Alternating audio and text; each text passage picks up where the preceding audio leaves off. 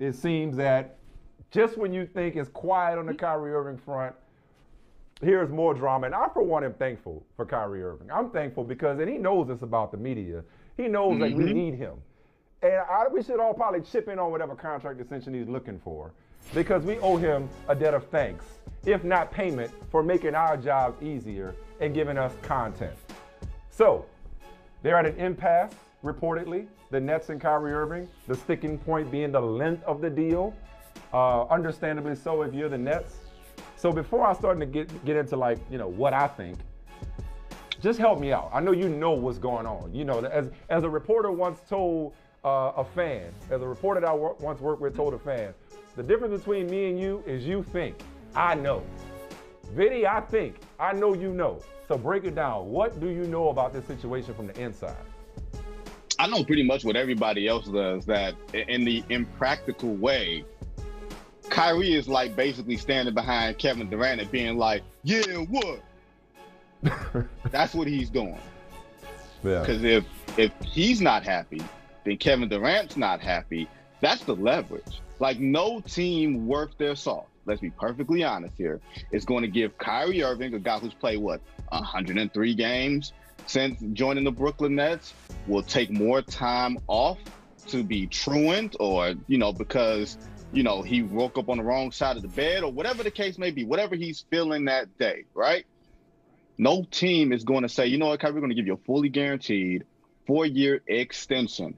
Here's the other part of it, Michael Smith, that I don't think people are really, really paying attention to. In December, you know what's coming up? The collective bargaining agreement will be up to be able to be renewed, right? So while you've got these progresses and these talks being had behind closed doors between, the Players Association and the league, you don't want to have to set a bad precedent on either side and look at, say, okay, Ben Simmons didn't play at all this year. James Harden acted a fool on the way out. Kyrie Irving refused to play, didn't want to be a part-time player, didn't want to get the jab, everything else. And the Nets are probably being told, I won't say being told, I wouldn't be surprised if the Nets are being advised, or wink, wink, nod, nod, to hold the line with Kyrie Irving. Not from the standpoint of collusion, but from the standpoint of, hey, this will set a really, really bad example for us moving forward as a business. If we're going to continue to guarantee money like this, fully guaranteed money, because the sticking point is there are incentive clauses that the Nets are reportedly proposing to say, hey, you got to play a certain amount of games. You got to be available. You have to be available to play. This is not even just Kyrie's injury history, right?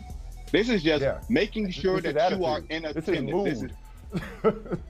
What is it? What is it? Citizenship? You know what I mean? Is that the word that on the report card? Citizenship back in the day? You know what I mean? This is that. Yeah.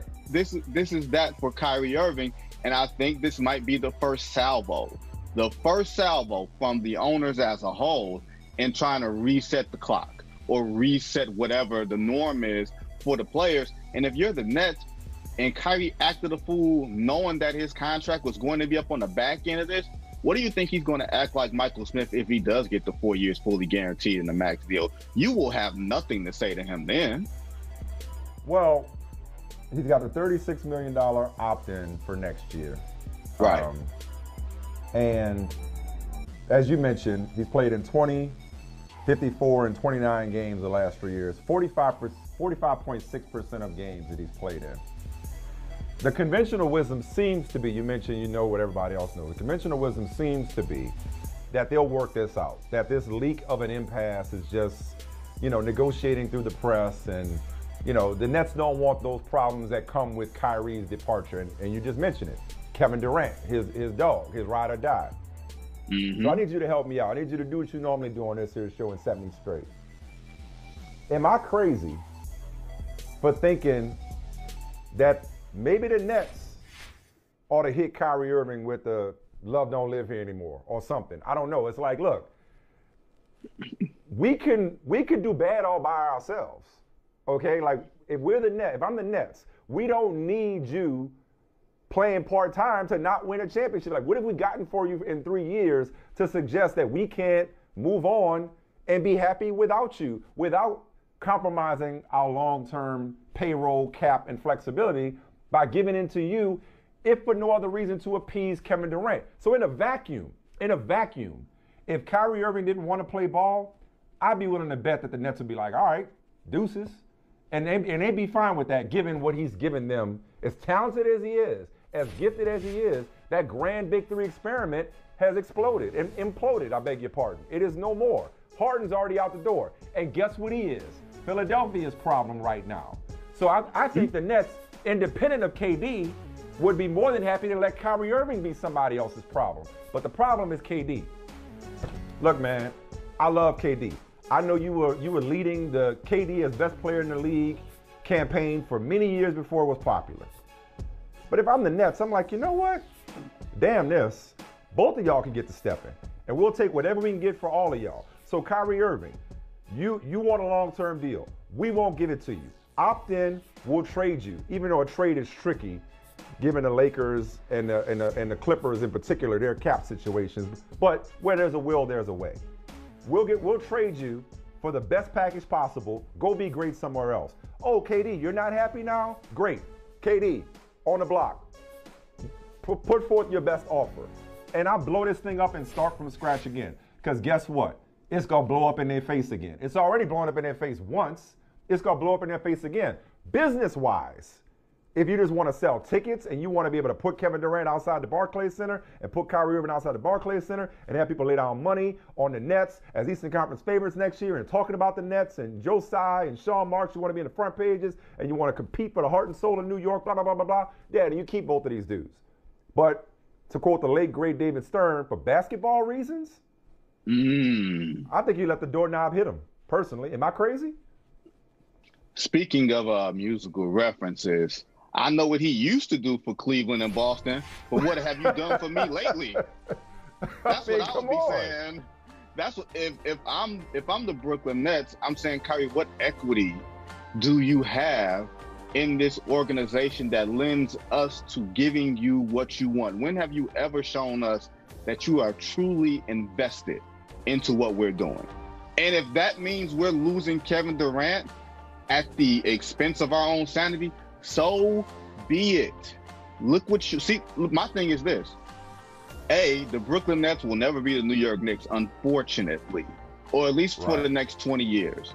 You know what I mean? Like, it takes 2 decades, in my opinion, for a team to really have a footprint in a place that they've never been before. At least 20, unless you're Oklahoma City. Yeah. You know what I'm saying? Because there ain't nothing else to do. Ain't nothing to do there except visit a museum and then go to a Thunder game, right?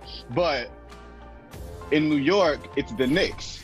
The Knicks are New York's team. You're not. I've been to games at Madison Square Garden when I lived there. I've been to games at Barclays. Let me tell you, as bad as the Knicks are, it is a completely different atmosphere, and they did not make any inroads. I don't really think. You know what I mean? Like, it's a team for the hipsters. It's not a team for people who grew up in Brooklyn. So I say all that to say, if you're Sean Marks, if you're Steve Nash, you go to Kevin Durant, you say, hey, what's more important to you?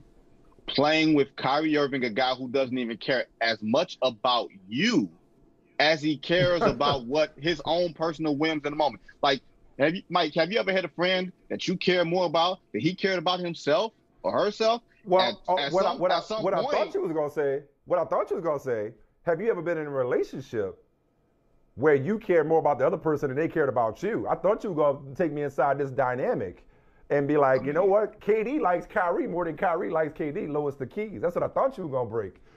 I mean, I didn't want to go real deep into the crates. I might have to go see my therapist after this show if we had to go down that rabbit hole. But I think Kevin Durant has to have some serious conversations with himself. And I would not. Here's the thing. Let's be perfectly honest here.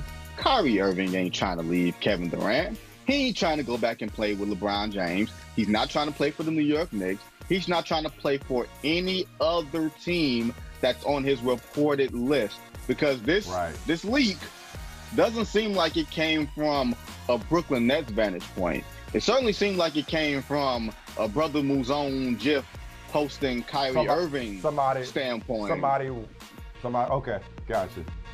That type of thing. I got no problem with it, but let's just call it a spade. It is what it is. He ain't trying to leave Brooklyn, and everybody knows that.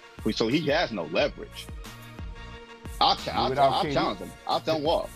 Yep, trade him without KD is like cornflake without the milk. You know, I mean, if I'm the Nets, I can get swept with Ben Simmons. Like, all right, you know, that's what, you know. How many playoff games y'all win this year? Now you want me to bend over backwards and accommodate you, and KD? Come on now. I saw Steph when Steph did the zero thing, so I'm gonna do the zero thing, and, you know. Hey, thanks for watching Brother from Another on YouTube. Make sure you hit subscribe before you leave, and be sure to watch us 3 to 5 p.m. Eastern Time on Peacock. Appreciate you.